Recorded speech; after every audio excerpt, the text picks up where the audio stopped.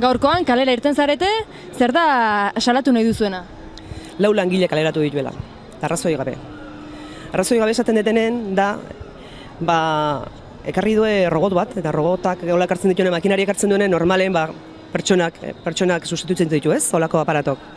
Baina, enpresan eta gu komite bezala lan indu kaleratze horren aurka, esan ez, prejubilazioak diela eta hortan saiatzeko pixkat, ez esan dio zuzendaritzari. Baina hoiak esan dio ez daukela diruik. Baina esan nahi dut, orain dela 2 urte, 5 milioi euro dividendotan eraman zituela enpresatik. Orduan ez daula diruik ez da egia. Ez duen nahi, holako gauzik ikia. Merkena, irutzen zaiena da, langile kaleratu, eta gero jubilatuko dielaz. Hoita, helburua da, kapitalismoa puro iduro. Eta baitare esan nahi dut, pixkat eskarmentu bat eman nahien bezala da biltzela, eta latigo notxea martxan jartzen duen, ez? Hoi da gure ikuspegia behintzat.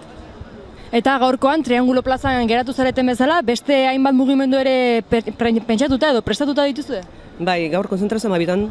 Eta datorren aste arte, astizkena eta ostiralan, 2 orduko geldieguna izango du, errelebo bakoitzek eta baitare ofizinak. Gero 10 eta 11 astelena eta aste artea, greba orokorra. Eta esan nahi dut, greba orokorrotan antolatuta dakeula gizakate bat, aurrenako txekarabana bat ingo du astelenen, eta gero aste arteen gizakate bat esametik aterako da, eta bukatuko da Triangulon 12an. Así que 12an izango da konzentrazioa aste arteen, baitare Triangulon.